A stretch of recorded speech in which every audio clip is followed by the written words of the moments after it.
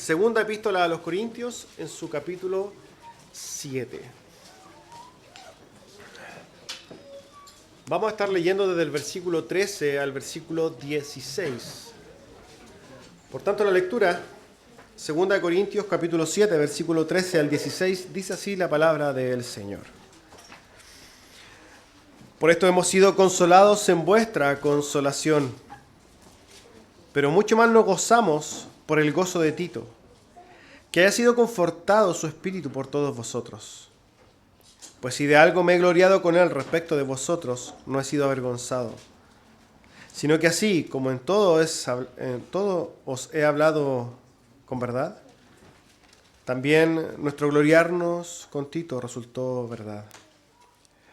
Y su cariño para con vosotros es aún más abundante, cuando se acuerda de la obediencia de todos vosotros, de cómo recibisteis con temor y temblor. Me gozo de que en todo tengo confianza en vosotros. Amén. Hermanos, tome asiento.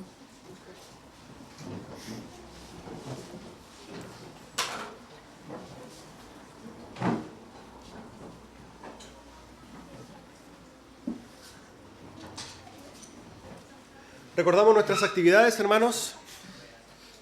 Día miércoles tenemos culto de oración. Es necesario que la iglesia esté orando. Son tiempos necesarios. Apartar tiempos en estas semanas tan terribles, tan rápidas, hermanos. Haga esa pausa, es necesario. Orar, sobre todo, depender de nuestro Dios. El día miércoles a las 8.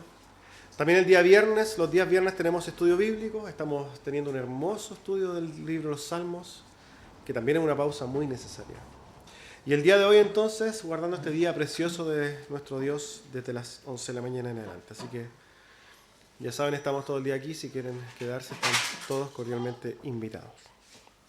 Dicho eso, vamos al sermón, el cual se titula el día de hoy Un vínculo de amor, un vínculo especial. A modo de introducción, ¿no? A esto, ya hoy día estamos culminando, ¿no? Entonces, este capítulo 7 de la segunda epístola a los Corintios. Este capítulo 7 de la segunda epístola a los Corintios ha sido un capítulo especial, ¿no? ¿Por qué? Quizás para los que no han estado, es importante comprender el contexto de esta carta general. El contexto general de esta carta comienza, ¿no? ¿Por qué? Porque había una diferencia, una pelea, un distanciamiento entre el apóstol Pablo y los Corintios, la iglesia de los Corintios. El apóstol Pablo, entonces, sin entrar en las causas, las cuales podríamos entrar más adelante, el apóstol Pablo empieza a escribir una carta para reconciliarse con ellos, siendo que también había enviado como emisario a Tito, a un colaborador. Hay una carta para Tito en la escritura, ¿cierto? Para Tito. Un colaborador del apóstol Pablo. Él es enviado a los Corintios para que abogue, para que sea un intermediario entre los Corintios y el apóstol Pablo. Pero en este intertanto, como el apóstol Pablo no tenía noticias de Tito, empieza a escribir una carta también para reconciliarse con ellos, para decirles que él los ama, etcétera, etcétera. Y en este capítulo 7 en particular, vemos cómo el apóstol Pablo se encuentra con Tito. Había escrito los 6 primeros capítulos desde una posición, no sabía de la incertidumbre, pero ahora en el capítulo 7 estaba escribiendo ya sabiendo las buenas noticias que Tito le había traído. ¿Por qué? Porque Tito sí le había traído muy buenas noticias, y es que los corintios se habían arrepentido, habían mostrado frutos de verdaderos creyentes, habían llorado incluso por la situación, y ahora con Tito le mandaban a decir: apóstol Pablo, te amamos, nosotros estábamos equivocados, ven a visitarnos. Había una reconciliación. Entonces, en este capítulo 7 vemos cómo cambia el tenor de la escritura, y ahora el apóstol Pablo escribe ya sabiéndose reconciliado con los corintios. Esto es importante. Esto ha pasado en el capítulo 7, ¿ya? Es así. Entonces, como particularmente, ¿no? La semana pasada vimos cómo entonces el apóstol Pablo se había consolado. Él estaba muy feliz. ¿Por qué? Porque los corintios habían mostrado estos frutos de arrepentimiento, habían mostrado que realmente eran hijos de Dios. Es importante comprender entonces el contexto para poder analizar las últimas palabras de este capítulo 7, la cual comienza así, versículo 13. Por esto hemos sido consolados en vuestra consolación, pero mucho más nos gozamos por el gozo de Tito, que haya sido confortado su espíritu por todos vosotros.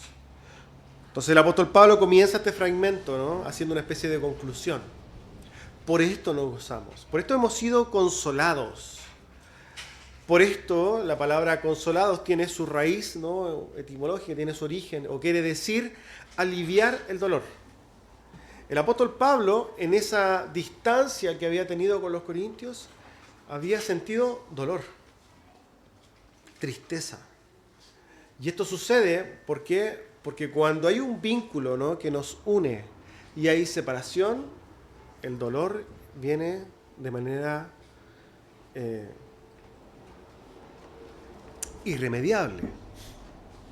Nosotros somos seres que sentimos, ¿no? Tenemos sentimientos, Dios nos hizo con esto. Y cuando una relación se fractura, lo que se produce entonces es dolor, tristeza, pena, padecimiento. Ahora, esto quizás alguno está pensando, sí, yo cuando me enojo con mi esposa me sucede, cuando me distancio de un hijo sucede. Pero cuando hablamos de la iglesia, hermanos, y aquí particularmente estamos hablando de la iglesia, también sucede lo mismo. Porque la iglesia, hermanos, se une por un vínculo, el vínculo del amor.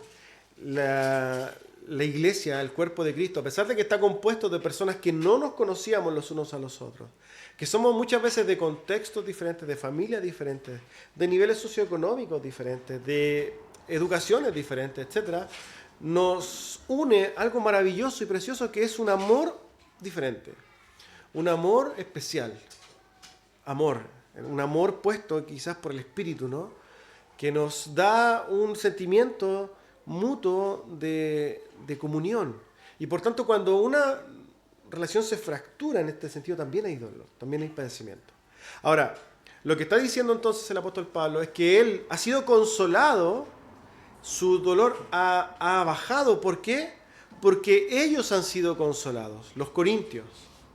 Recordemos que los corintios tuvieron también ese dolor. ¿Por qué? Porque recibieron una carta del apóstol Pablo, les dolió, porque se sintieron muy confrontados. Esto es algo normal, cuando nosotros somos confrontados con la verdad no nos gusta, es parte de nuestra esencia humana. Muchas veces nos enojamos, nos duele, también nos entristecemos. Y de hecho el apóstol Pablo la semana pasada lo vimos como ellos habían sido contristados, pero por Dios, ¿para qué? Para producir un arrepentimiento. Y ese arrepentimiento entonces se manifestó o se transformó en un consuelo para los corintios. Ahora, como los corintios se habían restaurado, y habían restaurado esa relación con el apóstol Pablo estaba lleno, hermanos, de gozo. Esto es lo primero que el apóstol Pablo está diciendo. Está muy, pero muy feliz de poder entonces saber que ellos como cuerpo están todos felices, están reunidos, hay comunión. Ahora, el apóstol Pablo aquí hace una coma, ¿no?, y empieza a decir, pero mucho más nos gozamos por el gozo de Tito. Ahora, podemos hablar entonces de un consuelo cuando se alivia el dolor, ¿cierto? Podríamos decir que nosotros disfrutamos del consuelo cuando un dolor se alivia. El consuelo, ¿cierto?, es también algo que viene de Dios para nosotros. Hablamos de un Dios de consolación, ¿cierto? Cuando hay dolor, Dios nos consuela. Tenemos el Espíritu Santo, el cual se describe en la Biblia como el Consolador. Alguien que en momentos de angustia, de dificultad, de tristeza, nos levanta, nos consuela. Pero ahora hay otro término aquí, que es el gozo. Y el gozo podríamos decir que es una alegría, ¿cierto? Esto es algo ya positivo. Es algo que nos llena entonces de alegría. El gozo es una verdadera delicia que nosotros podemos recibir. Nosotros entonces vemos como el apóstol Pablo dice, pero ahora, si bien he sido consolado, ahora yo me gozo. Hay algo que a mí no solamente me ha quitado la alegría, sino que ahora me ha quitado la tristeza, sino que ahora me alegra profundamente. Y entonces empieza a hablar de que se goza porque Tito ha sido entonces una persona que ha sido regaloneada, podríamos decir. ¿Por qué? Porque el apóstol Pablo dice que los corintios, cuando recibieron a Tito, confortaron su espíritu. Y dice que todos los corintios entonces confortaron el espíritu de Tito. En otras palabras, cuando Tito fue con su labor misionera a donde los corintios, Tito no sabía qué esperar. Tito fue con una comisión. Tito fue sin saber si es que los corintios lo iban a recibir bien o mal. Recordamos que aquí también había ido Timoteo y a Timoteo no le había ido bien. Timoteo, alguien también muy amado, muy querido, a pesar de que no lo hacemos, que todos tenemos un sentimiento especial por Timoteo, ¿cierto? Porque era un joven creyente, esforzado, dicen las crónicas o la tradición que murió también como mártir por la fe. Un colaborador cercano del apóstol Pablo. Él había ido a los corintios y no le había ido bien. Pero ahora iba Tito. Sin esperar, sin saber qué le esperaba ahí. Pero cuando entonces llega donde los corintios, ¿qué recibe de los corintios? Que ellos confortaron su corazón. ¿Qué quiere decir el apóstol Pablo con esto? Que lo recibieron con los brazos abiertos. Lo amaron. Le dieron ese cariño, esa comunión que debe estar, por lo demás, en cada iglesia que profesa el nombre de Jesucristo. Pensemos en esto. Los corintios, cuando había ido Timoteo, no lo habían recibido. ¿Por qué? Porque todavía estaban, ¿cierto?, heridos, estaban a la defensiva, estaban todavía luchando contra ese pecado, que obviamente era su orgullo, su soberbia. Ellos, por tanto, no lo recibieron, no estaban ni siquiera en condiciones de dar amor genuino. Pero pasó el tiempo, quizá ahí está el proceso de Dios en el corazón de estas personas. ¿Para qué? Para que fueran transformadas. Y cuando llegó Tito, después del tiempo, ellos ya entonces habían reflexionado quizás y recibieron a Tito entonces con los brazos abiertos. Y le demostraron el amor que debe haber en la iglesia de Cristo. Ese vínculo que une a la iglesia, no solamente se debe decir que se habla del amor, ¿no? Nosotros no solamente deberíamos decir, no, es que la iglesia lo une el vínculo especial del amor. No. Sino que debe verse. Y debe emanar del corazón de cada creyente. Cada persona que profesa la fe debe irradiar ese amor. Cada persona que quiere ser parte de una iglesia local debe entonces manifestar claramente ese amor.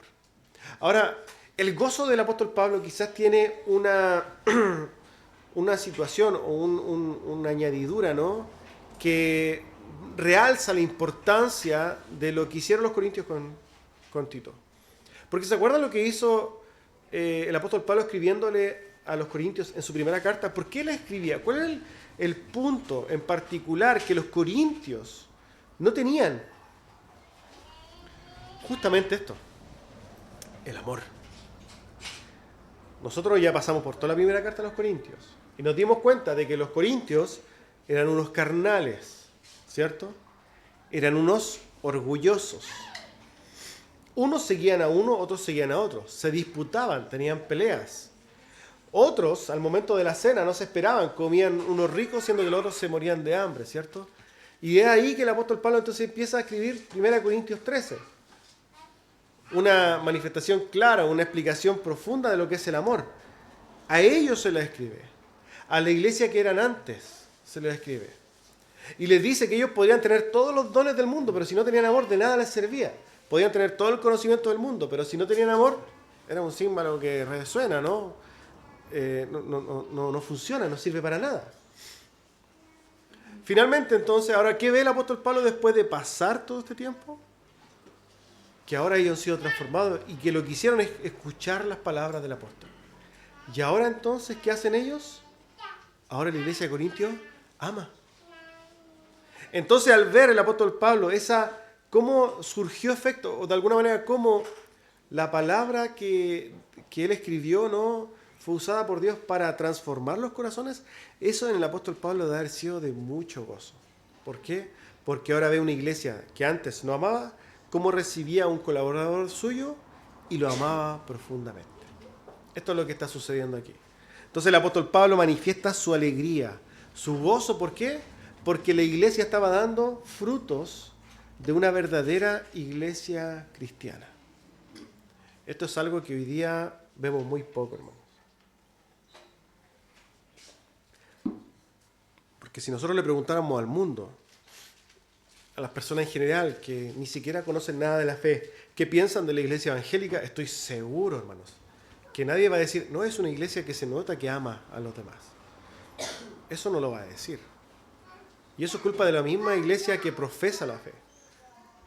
Porque hoy día vivimos en un tiempo, hermanos, donde estamos llenos de legalismos y donde las mujeres, por ejemplo, se les dice que no pueden entrar a las iglesias porque no traen falda o porque están maquilladas. Por otro lado, ¿cierto? Se sale a predicar y se toma, ¿no?, una bandera particular para atacar a un cierto grupo de personas, homosexuales, drogadictos y alcohólicos, como si los demás no fueran pecadores. Entonces se les da a ellos con todo, siendo que la Escritura dice que todos son pecadores. Por otro lado, está lleno de iglesias antropocéntricas que lo único que hacen es hacerte exacerbar el yo y básicamente te dicen vive para ti mismo. Nada que ver con lo que dice la Escritura. Porque la Escritura nos dice a nosotros que nosotros deberíamos ser una iglesia que nos amamos los unos a los otros. Y que si viene alguien deberíamos nosotros, o esa persona que entra, debería respirar el amor en una iglesia.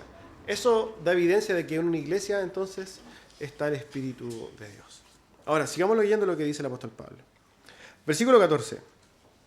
Pues si de algo me he gloriado con él respecto de vosotros, no he sido avergonzado, sino que si, así como en todo os hemos hablado con verdad, también nuestro gloriarnos con Tito resultó verdad. Voy a tratar de parafrasear, ¿no?, lo que dice el apóstol Pablo para que sea más entendible. Va a decir algo como esto. Ya dicho, estoy muy feliz, ¿no?, de ver lo que hicieron con Tito, porque lo amaron, y lo amaron profundamente. Esto es lo que ya hemos visto. Pero ahora dice, y esto refuerza o responde lo que yo sabía de ustedes, o que refuerza lo que yo sabía que ustedes harían, porque yo siempre dije, y siempre le dije a Tito que ustedes lo iban a recibir, y lo iban a recibir con los brazos abiertos. Por tanto, ustedes lo que hicieron resultó justamente lo que yo esperaba que iban a hacer. Esto es un parafraseo de lo que dice el apóstol Pablo con estas palabras. ¿Qué es lo que está diciendo entonces el apóstol Pablo? Que él conocía a los corintios y en su corazón tenía entonces la certeza de que ellos le iban a recibir bien. El apóstol Pablo tenía la certeza de que ellos finalmente se iban a arrepentir. El apóstol Pablo, como hemos dicho, ya sabemos, él fundó la iglesia de los corintios. Él los conocía.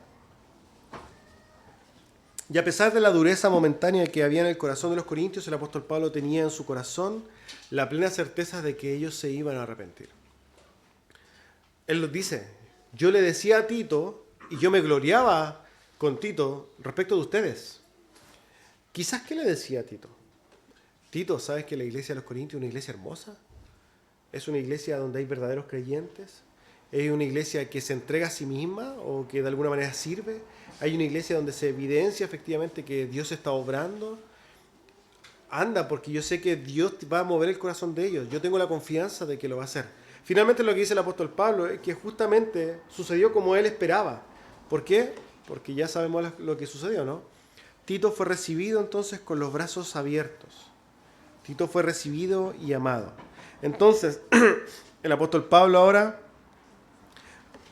recibe esta confirmación. Efectivamente, yo tenía razón. El apóstol Pablo declara que siempre ha hablado en verdad, ¿no? Y efectivamente el apóstol es un siervo de Dios, no es alguien que mienta. Y yo creo que de verdad el apóstol Pablo creía que los corintios se iban a tarde o temprano a arrepentir. Porque si es que no le hubiera escrito más cartas, ¿no? Le hubiera dicho, ¿sabes qué? Vayan, sigan, porque ya me han mostrado demasiada carnalidad, entonces ahora yo los voy a dejar, voy a seguir mi camino. Pero no. El apóstol Pablo persistió. No solamente le envió a Timoteo un momento, le fue mal. ¿Qué hizo? Ahora le envió a Tito, insistió. ¿Por qué? Porque él tenía la certidumbre en su corazón de que esos hombres, los hermanos corintios, iban a dar frutos. Ahora, imaginemos el gozo que había en el corazón del apóstol Pablo al ver que cuando él tenía esa certeza en el corazón de que estos hombres iban a ser salvos, o sea, iban a mostrar que son salvos, iban a demostrar sus frutos de creyentes, imagínense el gozo que él sintió cuando esto se manifestó. Debe haber sido muy profundo el gozo del apóstol Pablo. ellos de alguna manera respaldaron una certeza que yo tenía en mi corazón. Ahora, quizás a modo de aplicación de esto, nosotros, cada uno de nosotros, muchos, conocemos a personas que les vemos un carácter quizás muy cristiano, sin ser cristianos. Muchas veces esperamos y tenemos quizás una certeza en el corazón de que mi esposo, mi hijo o mi primo va a llegar a la fe. Tengo esa esperanza en mi corazón, una certeza. Quizás también lo podemos ver con profesantes de la fe, personas que empiezan a venir a la iglesia y la verdad es que mucha gente viene a la iglesia pero después se va de las iglesias. Esto es muy común. ¿Por qué? Porque no todos los que entran en la iglesia son creyentes. Muchos entran a las iglesias y se van manifestando que no son creyentes. Esto es muy triste por un lado. Entonces cuando vienen gente que son nuevos, uno dice, bueno, yo espero y que estas personas den frutos de arrepentimiento y que realmente muestren un carácter cristiano. Ahora imagínense, cuando uno tiene esa certeza, ver que una persona finalmente muestra ese carácter cristiano. A mí me ha pasado esto. Hermano, hay pocos gozos descriptibles como ese. La Escritura dice que cuando alguien se convierta a Cristo, ¿no? Cuando se arrepienta hay gozo en los cielos, ¿no? Bueno, en la iglesia de Cristo también hay gozo cuando alguien se convierte. Cuando nosotros vemos los frutos de un verdadero creyente en alguien que no teníamos la certeza si que era de verdad un verdadero o genuino creyente, pero cuando vemos que esta persona realmente da frutos de esa conversión, hermanos, hay mucho gozo. Y el apóstol Pablo tenía ese gozo justamente. Lo que él vive entonces en primera persona es esto. Es tener esa certeza, pero a la misma vez el dolor, quizás e incluso alguna duda en su corazón en momentos, de que si realmente el trabajo, de hecho, con los corintios y las personas corintias realmente eran creyentes, pero cuando él se da cuenta de que ellos se arrepintieron y mostraron que el Espíritu de Dios obraba en ellos, porque se humillaron, entonces él se llenó de gozo. Esto es lo que realmente el apóstol Pablo muestra por medio de este texto. Cómo se alegra, hermanos. Ahora, vuelve a reflexionar en Tito y sigue diciendo lo siguiente, versículo 15. Y su cariño, haciendo referencia a Tito, para con vosotros es aún más abundante. ¿Cuándo? Cuando se acuerda de la obediencia de todos vosotros, de cómo lo recibisteis con temor y temblor. Tito entonces había vuelto de visitar a los corintios con tremendas noticias, muy pero muy contento. El gozo de Tito era un gozo pero tremendo. ¿Por qué? Porque no solamente Tito había sido comisionado con una comisión, obviamente valga la redundancia, y había sido exitoso. No solamente había podido ser instrumento en la mano de Dios para la reconciliación del apóstol Pablo con los corintios, sino que en esa misma comisión y en esa misma comisión exitosa, él había recibido de los corintios un profundo amor. Lo habían recibido de manera preciosa. Ya habíamos dicho que Tito no sabía cómo lo iban a recibir y se llevó esa tremenda sorpresa. ¿Por qué? Porque lo recibieron como si fuera uno más de ellos. Lo amaron. Lo recibieron. Por tanto, Tito, cuando recuerda la manera preciosa en que lo recordaron, él dice que los ama entrañablemente. De hecho, la escritura en el texto griego usa la palabra splagna, que básicamente quiere decir entraña. Cuando dice la palabra afecto, usa la palabra splagna. ¿Por qué? Porque para este tiempo, ¿no?, la fuente del amor básicamente se relacionaba con los órganos internos. Entonces, escuchar decir amar entrañablemente es como un amor que viene desde lo más profundo. Esto es lo que el apóstol Pablo está diciendo que Tito siente con ellos. Tito los ama desde sus entrañas, desde lo más profundo de él los ama. Y más aún, ¿cierto?, refuerza ese amor cuando se acuerda del amor con que ellos lo recibieron. Esto, hermanos, es algo hermoso, precioso. Fíjense que el apóstol Pablo usa un término raro, ¿no?, para decir la manera o para describir la manera en que los corintios recibieron. Porque dice que lo recibieron con temor y temblor. Fíjense que la palabra o esta forma de expresión del apóstol Pablo, muy particular del apóstol Pablo, aparece 4 veces en el Nuevo Testamento. La primera, ¿cierto? En 1 Corintios 2:3, cuando Pablo entró en Corintios por primera vez a predicar, lo hizo con ansiedad, ¿cierto? Pero con esfuerzo. Y dice que lo hizo entonces con temor y temblor, cuando fue a predicar. En segundo, en Filipenses, cuando instruye a los filipenses a que se esfuercen en lo máximo, de la mayor manera para su salvación, para abrazar su salvación. Tercero, lo dice en Efesios, y le dice a los esclavos que sirvan a sus amos con temor y temblor. Si ustedes piensan en la forma en que el apóstol Pablo usa temor y temblor, no está haciendo referencia a una actitud de miedo respecto de algo que me pudiera pasar. No. Está haciendo o está tratando de entender que cuando lo hacemos con temor y temblor, estamos tratando de dar todo lo que nosotros podemos dar con Dios como testigo. Hacer todo lo que está en nuestras manos, todo mi esfuerzo. Lo que quiere decir básicamente es que cuando describe la forma en que los corintios recibieron a Tito, lo hicieron entregando todo de sí. Los corintios recibieron a Tito entregando lo mejor de ellos, lo mejor posible. ¿Y quién es una persona que entrega lo mejor posible a los demás? Una persona que ama. Una persona que ama entrega lo mejor de sí mismo. Se entrega con temor y temblor en este sentido. Me recuerda, hermanos, mucho. Yo tengo la bendición preciosa de poder viajar regularmente al sur, por ejemplo, a visitar a hermanos allá. Y yo puedo dar testimonio, hermanos, de que los hermanos en el sur nos reciben con temor y temblor, con un profundo amor. Uno cuando va para allá es regaloneado de una manera maravillosa. Uno vuelve más gordito de allá, generalmente.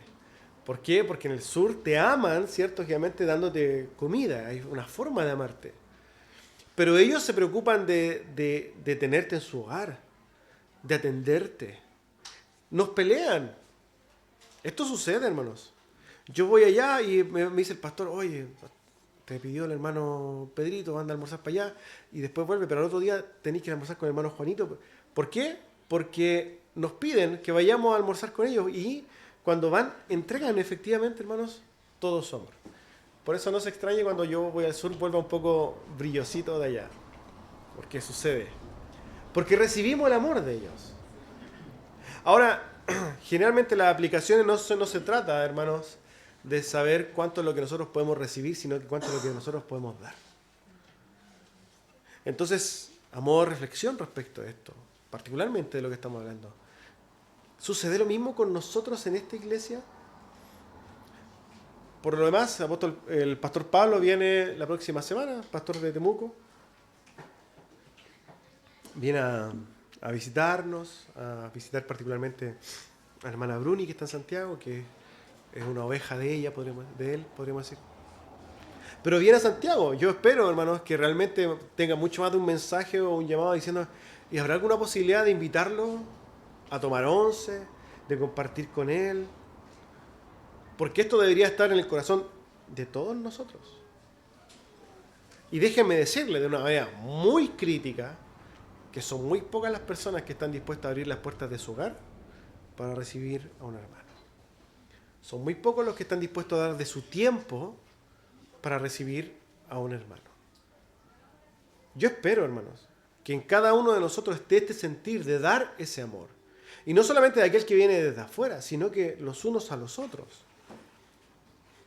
Porque si hay algo que no es bíblico, hermanos, y no está bien y no muestra bajo ningún punto de vista ni el carácter de Cristo, ni tampoco muestra lo que Dios quiere respecto de sus hijos, es que usted viva un evangelio unidimensional, individual, totalmente centrado en sí mismo, y que tome la iglesia como si fuera un accesorio. Eso, si usted piensa que la iglesia se lleva así, entonces usted todavía no entiende lo que es la fe, no entiende lo que es la iglesia, no entiende lo que es el carácter de Cristo, porque eso no existe. El cristianismo es comunitario, el cristianismo es colectivo, es fundamentado en el vínculo del amor, en este vínculo especial, en la comunión de los santos. Si usted piensa que va a vivir el Evangelio sin tener comunión con los santos, entonces usted no está viviendo el Evangelio. No, es que yo abrazo la gracia de Dios y todo lo que usted quiera. Pero usted no entiende. ¿Por qué? Porque Dios, en palabras de Jesucristo mismo, dijo, yo les doy un mandamiento nuevo. O sea, yo les doy un mandamiento. Amen a sus hermanos como yo los amé a ustedes. Ahora, ¿cómo usted va a amar a su hermano si ni siquiera lo conoce, hermano? Lo ve acá una hora y media a la semana cuando viene al culto. Y ni siquiera lo ve porque con suerte lo saluda porque después se va. Eso no es cristianismo. Y no se engaña a sí mismo pensando que eso es cristianismo porque no lo es. Se puede autocauterizar su conciencia y de alguna manera ponerse paz en sí mismo. Pero eso no es cristianismo. Y si se pierde, ¿no?, de vivir el correcto evangelio, usted está perdiendo. ¿Por qué? Porque se está perdiendo de disfrutar, hermanos, esta comunión. Se está perdiendo de disfrutar este amor, este vínculo especial. Dios, hermanos, estableció una familia en la tierra. Una familia. La iglesia de Cristo, la iglesia visible, es una familia, la cual debe apoyarse, sostenerse, animarse. La Escritura está llena de esto. Y fíjense lo que está dando testimonio el apóstol Pablo. Está tan feliz de que hermanos hayan recibido a un hermano y lo hayan amado. Y él está gozoso siendo apóstol de ver cómo se manifiesta la comunión de la iglesia, en vivo e indirecto. Por tanto, hermanos, tiene que meditar muy bien en cómo está usted viviendo su evangelio. Y si forma parte de este vínculo en particular, el vínculo del amor, el vínculo en la iglesia cristiana. Amén. Tiene que meditar en ello.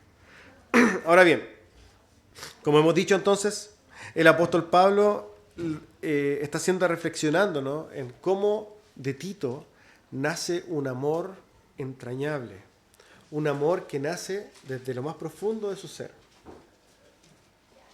Y él medita entonces en cómo no solamente ellos lo amaron, sino que también le obedecieron. Este es otro aspecto importante de la vida eclesiástica, de la vida en fe. Ellos lo que hicieron es someterse a Tito. ¿Por qué? Porque Tito venía, ¿cierto?, enviado ¿por quién? Por el apóstol Pablo. ¿Cómo manifestaron su amor? No solamente recibieron los corintios a Tito en amor, abrazándolo, alimentándolo, acogiéndolo en su hogar, atendiéndolo. No solamente eso, sino que también lo hicieron en obediencia. Y este otro es aspecto importante de lo que es el amor. Una manifestación clara del amor, hermanos, es la obediencia. Primariamente a Dios. El otro día me enojé con uno de mis hijos, brevemente. ¿Por qué? Porque no me obedeció. Y después llegó, papi, te amo. Yo le dije, no, eso no es amor. ¿Por qué? Porque cuando uno ama, obedece. Y eso no lo dije yo, lo dijo el Señor Jesucristo en Juan 14. Usted puede leerlo tranquilamente, particularmente el versículo 23, el que dice que me ama y no me obedece. ¿Qué está haciendo? Es un mentiroso. Porque la manera clara de decir yo amo a Dios, pero que realmente esto se haga y que sea manifiesto, es en obediencia. Nada saco yo con decir papi te amo, si es que al final cuando papi me dice anda a acostarte, yo estoy jugando PlayStation 1 hora más. Eso no es amor. ¿Por qué? Porque el amor es respeto, es sumisión, ¿cierto? El amor es obediencia. Es ponerse debajo de cuando corresponde. Esa es una manera de amar. Las esposas aman a sus esposos de esta manera, poniéndose debajo de. ¿Se acuerdan lo que dice Efesios? Cuando habla de los matrimonios, esposos, amen a sus esposas como Cristo amó a la iglesia y se entregó a sí mismo por ellas. El hombre, como cabeza del hogar, tiene un amor sacrificial. Pero a sus esposas les dice, amen a sus esposos y sométanse. ¿Por qué? Porque ponerse debajo de es una manifestación de amor. Aquí estamos hablando del matrimonio, pero la iglesia también es una manera de amar. Nosotros como iglesia tenemos, ¿cierto? Y estamos todos debajo de ¿quién? De Cristo. La palabra es nuestra fuente de obediencia por excelencia. Si nosotros decimos amar a Dios, obedecemos la Escritura. Por tanto, amados, también si nosotros somos exhortados con la Escritura, debemos ¿qué hacer? Obedecer, y eso va a ser una manifestación de amor. El amor sostiene una iglesia de manera sana. El amor, hermanos, nos sostiene también en santidad. El amor es una especie de, podríamos decir, cápsula que nos protege. Cuando nosotros nos movemos en amor, dándonos a nosotros mismos, en obediencia y muriendo a nosotros mismos, sin darnos cuenta estamos dando preciosos frutos de conversión, preciosos frutos de la fe. Así que, hermanos, tomemos atención a esas cosas. Concluye el apóstol Pablo en el versículo número 16 diciendo entonces, me gozo de que en todo tengo confianza en vosotros. Finalmente el apóstol Pablo entonces termina el discurso que parte en el versículo 11 acá. Y cierra, ¿no? Son unas palabras que marcan el fin de este capítulo 7. Y él entonces refuerza su alegría y su gozo de ver entonces restaurada una relación de confianza con los corintios. Una relación que había estado fragmentada en algún momento, ahora entonces ha sido restaurada, y no solamente restaurada, sino que el apóstol Pablo ahora podríamos decir que siente la confianza de poder entonces hablarles de la misma manera que le hablaba en un principio. Es así como la próxima semana, derechamente, cuando nosotros nos introduzcamos al capítulo 8, nos vamos a dar cuenta de que lo primero que va a hablar el apóstol Pablo en plena confianza es pedirle dinero. Pedirles dinero entonces para llevarlo a Jerusalén.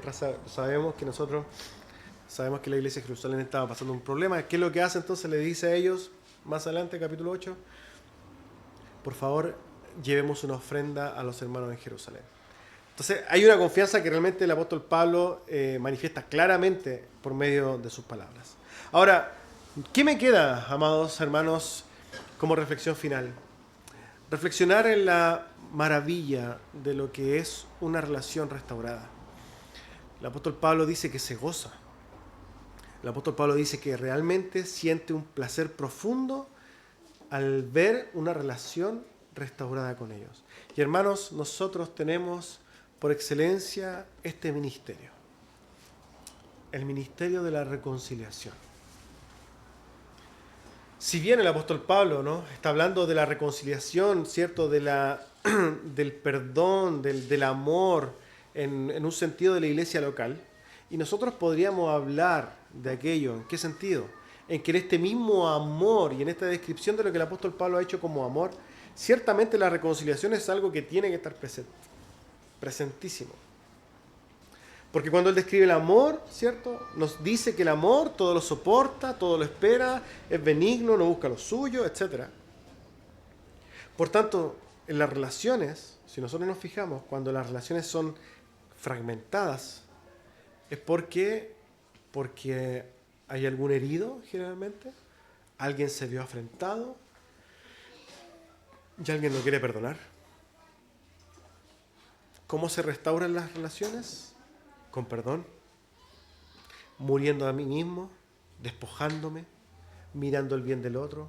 Así se restauran las cosas, con amor.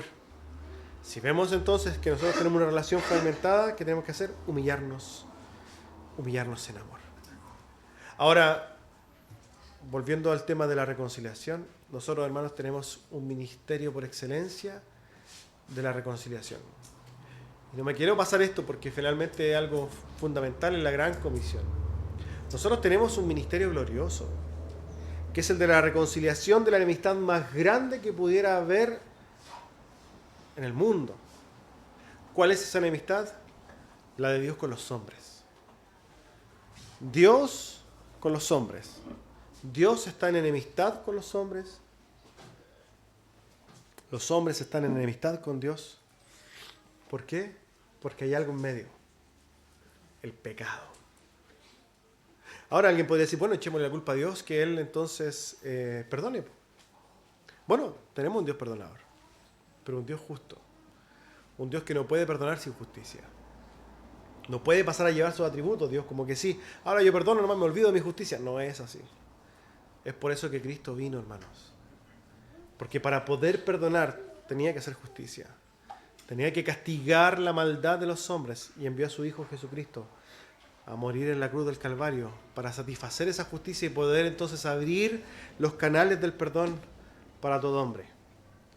El llamado es entonces a todos los hombres que están en enemistad con Dios, a todos aquellos que han pecado contra Dios y por tanto están en enemistad con Dios, a todos aquellos que se han rebelado contra Dios, que se rebelan contra la palabra de Dios, que se rebelan contra Dios mismo.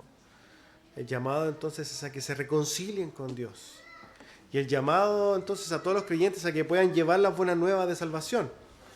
El Evangelio de Jesucristo. ¿Para qué? Para que la relación más importante que debería tener cada hombre esté restaurada. Y esa es la relación para con Dios. Y la única forma de hacerlo es mediante el arrepentimiento y mediante la fe en Jesucristo. Amén. Vamos a orar, hermanos, para terminar.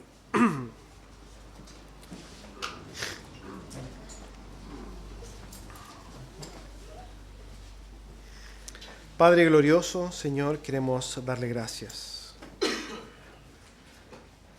Gracias por permitirnos ser parte de un cuerpo tan hermoso y precioso que es su iglesia, donde abunda el vínculo precioso del amor, este vínculo tan especial, Señor, donde usted mueve, Señor, nuestras inclinaciones en lo más profundo del corazón mediante la obra del Espíritu Santo, para que podamos amarnos los unos a los otros.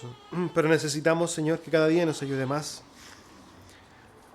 Cada día a morir a nuestro orgullo, el cual reclama su espacio, el cual cada día se levanta porque no quiere ser acallado, Señor.